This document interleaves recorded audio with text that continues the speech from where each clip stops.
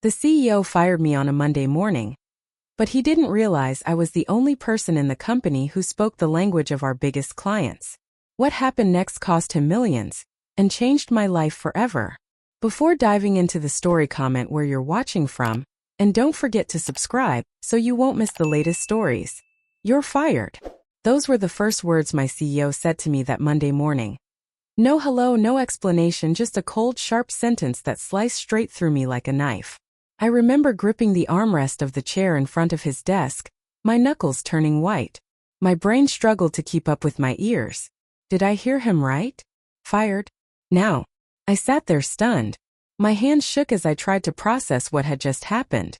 Was this some sort of sick joke? A misunderstanding? Had he confused me with someone else?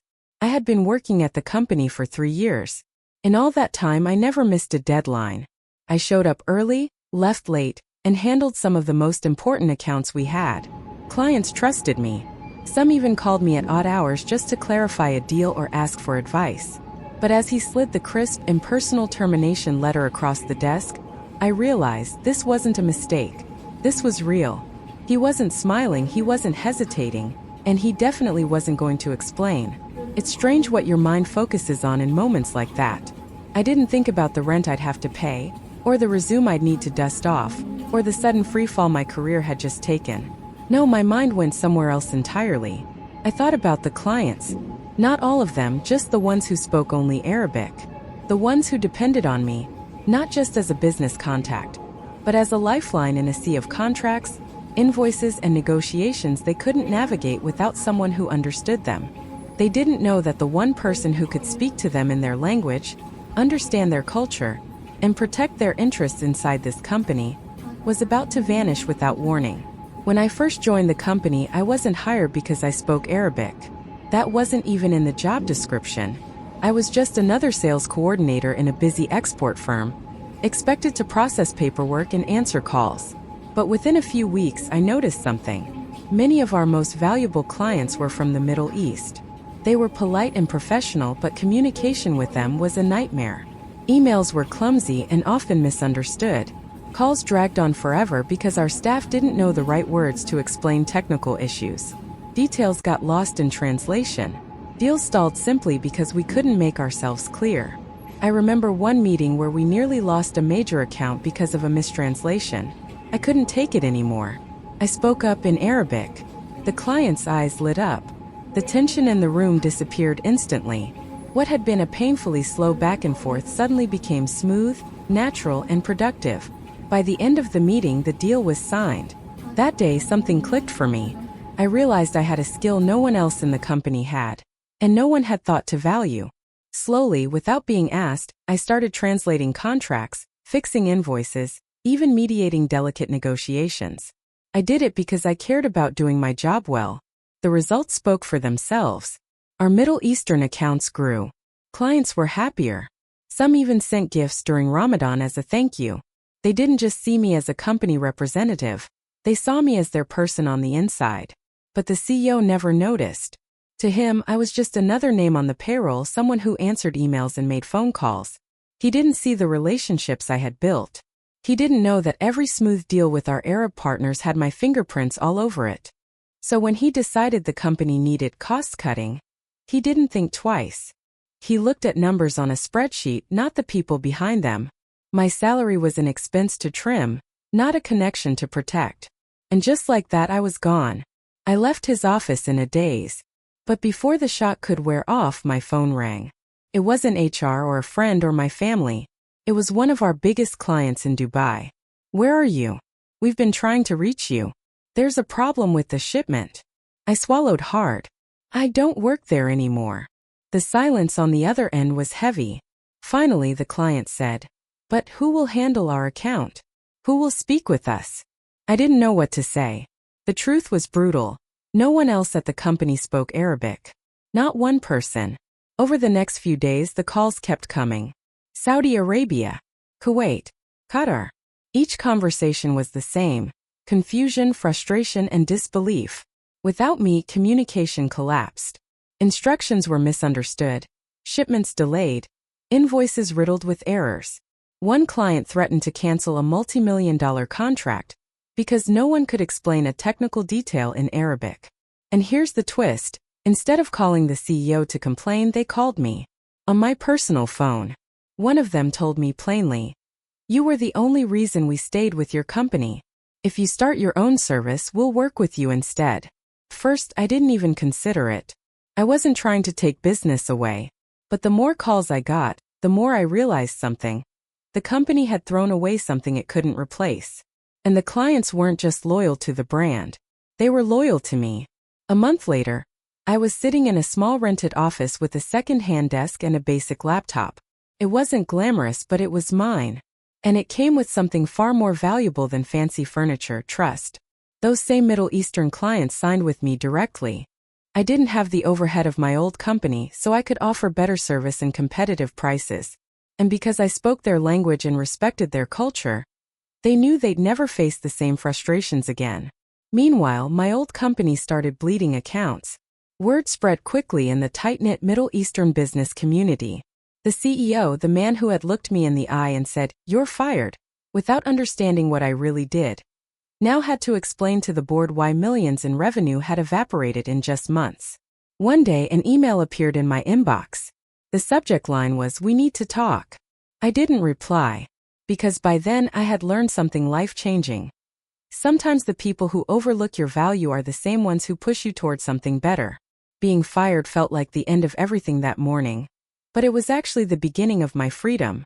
And I'll never forget the lesson. Your worth is not defined by who fails to see it. Sometimes, losing one job is just the start of building the life you deserve. When I first joined the company, I wasn't hired for my language skills. I was just another sales coordinator in a busy export firm. One of many faces in a crowded office, buried in endless emails, phone calls, and spreadsheets. I was given a desk, a login, and a vague list of responsibilities. My job was to process orders, track shipments, and keep clients updated. Nothing special. Nothing that made me think I would ever stand out. But very quickly, I started to notice something that nobody else seemed to be paying attention to. A surprising number of our most valuable clients, the ones placing the biggest orders and paying the biggest invoices, were from the Middle East. These weren't small accounts. They were contracts worth hundreds of thousands, sometimes millions of dollars. And yet, every time someone in our office had to deal with them, it felt like pulling teeth. Communication was messy, to put it politely. Emails were clumsy, often written in awkward English that made them sound cold or confusing. Simple requests turned into back-and-forth chains of questions because no one was explaining things clearly. Phone calls dragged on for ages because both sides were struggling to find the right words. Technical terms were mistranslated or misunderstood, which caused delays and sometimes even mistakes in orders. And deals that should have been smooth and profitable were stalling. All because the clients weren't truly being heard or understood. I remember one call in particular. A client from Riyadh was trying to confirm the specifications for a shipment of industrial equipment. The salesperson handling it kept reading the same sentence from the contract over and over, hoping repetition would somehow make the client understand. I could hear the frustration building in the client's voice. He wasn't being difficult. He simply didn't have the technical vocabulary in English to grasp the details. And no one on our side could explain it in his language. That's when I spoke up. "I can explain it to him in Arabic," I said. The salesperson handed me the phone like it was a hot coal he was desperate to get rid of. I greeted the client in his language, explained the issue clearly, and within 2 minutes we had everything sorted. The client laughed, thanked me, and even said, "Finally, someone who understands." That small moment planted the seed. You see, Arabic is my first language. I grew up speaking it at home with my family, learning not just the words but the cultural nuances, the unspoken meanings, and the way tone and phrasing can build trust. I also grew up bilingual, so switching between English and Arabic felt natural to me. But until that phone call, I hadn't realized just how much of an advantage it could be in my job. Slowly, without anyone officially asking me, I started stepping in more and more. A complicated email from a client in Doha? I'd rewrite it in Arabic so they could understand perfectly. An invoice from a Kuwaiti buyer with confusing terms? I'd walk them through it line by line until they felt confident. Negotiations with a supplier in Dubai hitting a wall? I'd join the call, translating not just the words, but the intention behind them, making sure both sides felt respected and understood. At first, it felt like I was just helping out, being a good team player. But the results started to speak for themselves. Deals that had been stuck for weeks suddenly went through. Clients who used to be distant and formal began to open up, sharing details about their needs that helped us serve them better. Mistakes dropped dramatically because there was no longer a language barrier causing misunderstandings. Our Middle Eastern accounts started growing, slowly at first, then noticeably. Clients began placing bigger orders, renewing contracts more quickly, and referring us to their business partners. During Ramadan, several clients sent boxes of dates, luxury sweets, and handwritten cards thanking me for my help. One even sent a gold-plated pen with my name engraved in Arabic, a gesture of respect I will never forget. The truth was, I had become more than just a sales coordinator. I was the bridge between our company and an entire market that no one else could fully connect with. I wasn't just translating words. I was translating trust, reliability, and professionalism into a language and culture that valued those things deeply. But here's the strange, almost painful part. The CEO never noticed. In his eyes, I was just a regular employee doing her job. He didn't sit in on the calls I translated. He didn't read the warm thank you emails from clients. He didn't see the way their tone changed when they realized they were speaking to someone who understood them completely. To him, I was just another name on the payroll, a person who answered emails, processed orders, and occasionally made calls. Behind every smooth deal with our Arab partners was me. But in the CEO's world, deals just went well, because the company was good at business. He had no idea that without me quietly stepping in, many of those deals wouldn't have happened at all. There's a certain invisibility that comes with being good at what you do in the background. If you fix problems before they blow up, people often don't realize there was a problem in the first place. If you smooth over a misunderstanding before it turns into a disaster, nobody knows how close things came to falling apart. That was me day after day, preventing fires before they started, keeping relationships strong, making sure the revenue kept flowing. And I didn't expect applause or a promotion every time I did it. I took pride in my work because I knew it mattered. But looking back now, I see how dangerous it can be to let your value go unnoticed by the very people who decide your future. The CEO thought I was replaceable because he didn't understand what I actually did. He didn't realize that my language skills weren't just a bonus. They were the reason we had strong, loyal, high-value clients in a competitive market. And because he didn't notice, everything was about to change in ways he couldn't even imagine. So why was I fired? The answer was so absurdly simple it almost made me laugh. At least it would have if it hadn't been my life falling apart in that moment. The CEO had decided the company needed cost-cutting. That's what he called it, as if slicing through people's livelihoods was as routine as trimming a budget line in a spreadsheet. He didn't look at the human side of the company, just numbers. Names on paper, salaries in neat little boxes, expenses he could streamline. He didn't see the years I had spent building trust, smoothing over misunderstandings, and nurturing relationships that brought in millions in revenue. To him, my salary was just a cost. Nothing more. There was no meeting with department heads. No in-depth review of who was essential and who wasn't. Just a list of people he thought the company could do without, and my name happened to be on it. It didn't matter that I was the only one who could speak to some of our most important clients in their native language. It didn't matter that I had personally saved deals from collapsing. All that mattered was the bottom line. He called me into his office that Monday morning, barely looked up from his desk, and delivered the news in 3 words. "You're fired." There wasn't even a pause for me to respond before he pushed a printed letter toward me. I remember leaving his office feeling strangely lightheaded, as if I had stepped into some alternate reality where logic didn't exist. My desk looked exactly the same as it had that morning. My coffee still warm, my notebook still open to a half-written list of client calls I needed to make. Only now those calls wouldn't be mine to make anymore. 2 hours later my phone rang. Not my work phone, my personal one.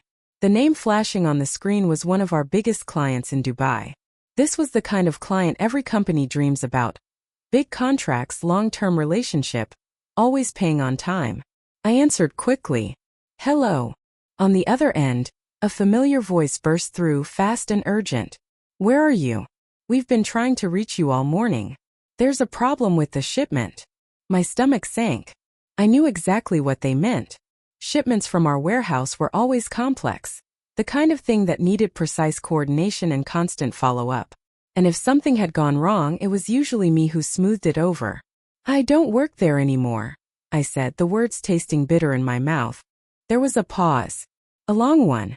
I could almost hear them blinking in disbelief. "What do you mean you don't work there anymore?" "I was let go this morning," I explained. My voice felt small. Another pause, this one heavier.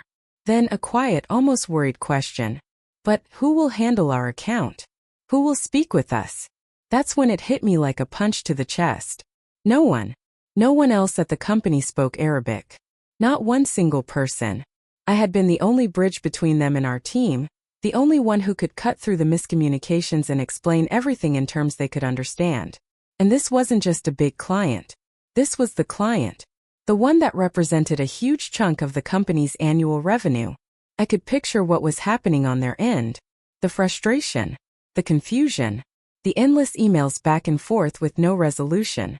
I had been the person they trusted, the one they called when they didn't want to waste time explaining the same thing 5 different ways. Without me, they'd be talking to people who didn't understand their language, their culture, or the way they did business. The client side.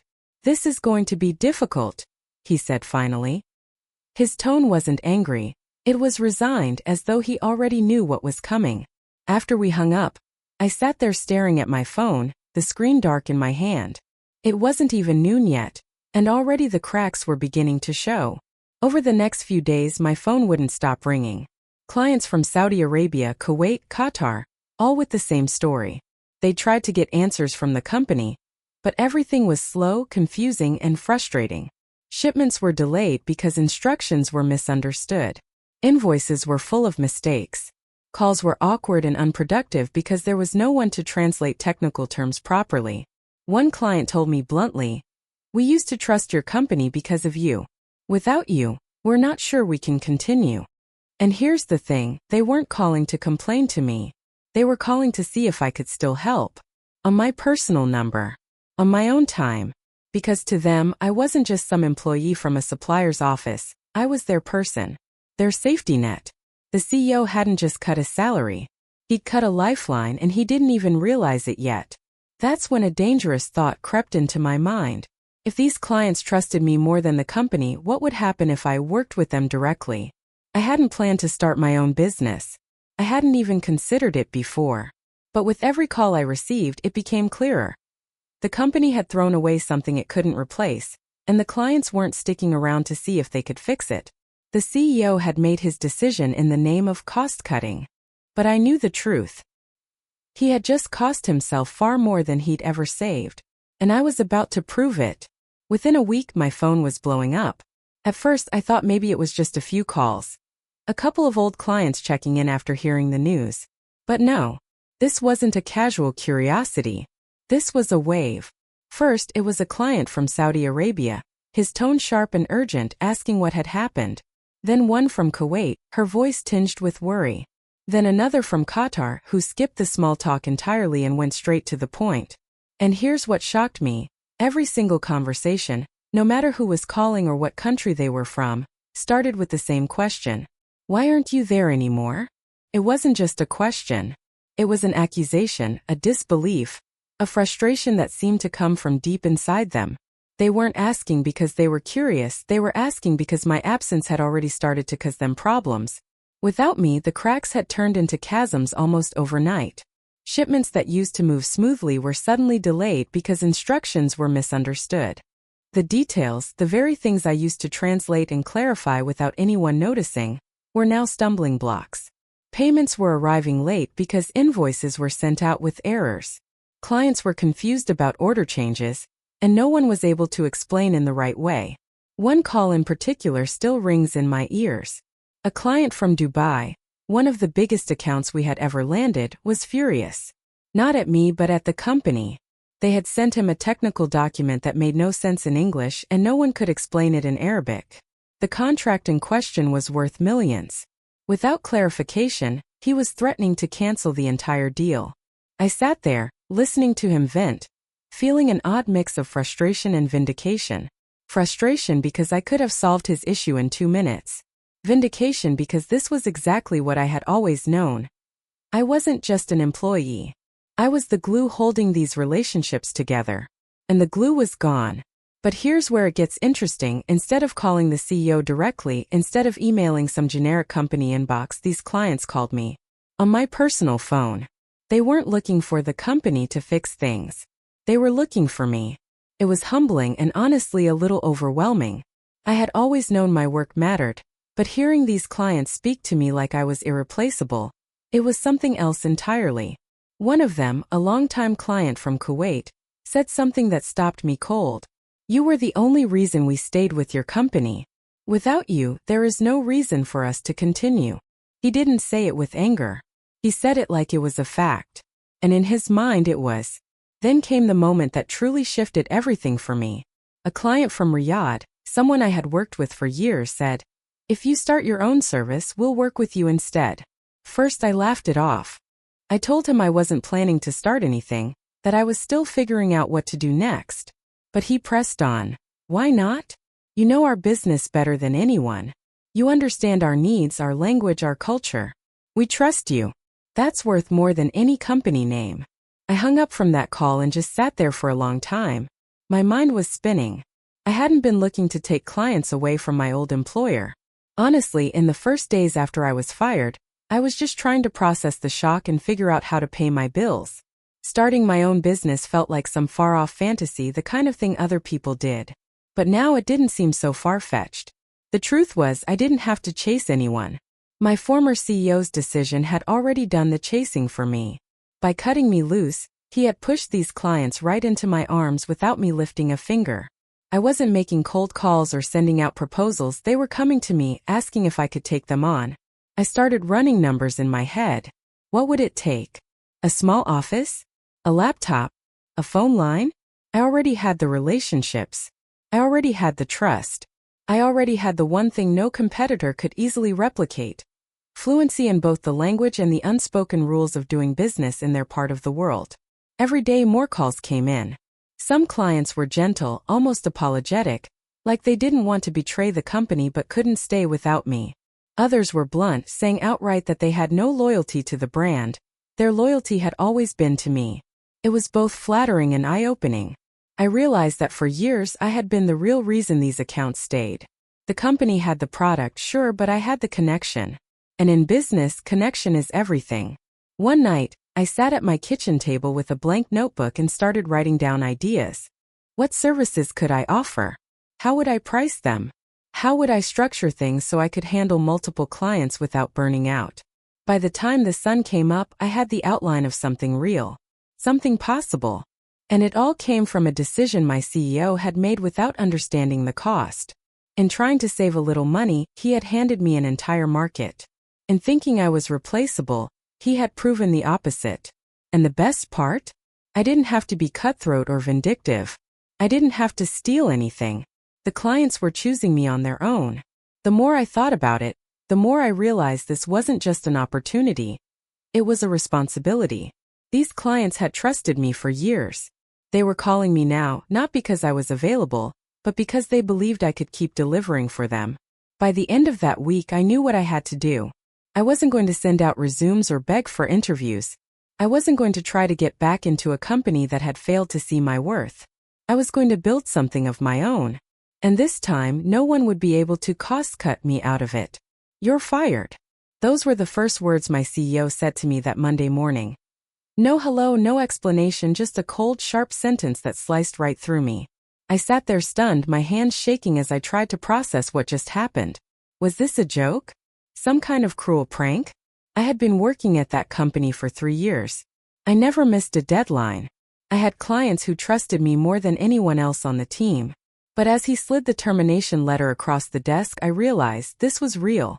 And in that moment, my mind wasn't even on the job I had just lost. It was on the clients who relied on me. Clients who spoke only Arabic. And had no idea that the one person who could understand them was about to disappear. When I first joined the company, I wasn't hired for my language skills. I was just another sales coordinator in a busy export firm, pushing papers, answering emails, and making sure shipments went out on time. But I noticed something very quickly. Many of our most valuable clients were from the Middle East, and communication with them was, well, a disaster. Emails were painfully slow. Phone calls were filled with misunderstandings. Details slipped through the cracks.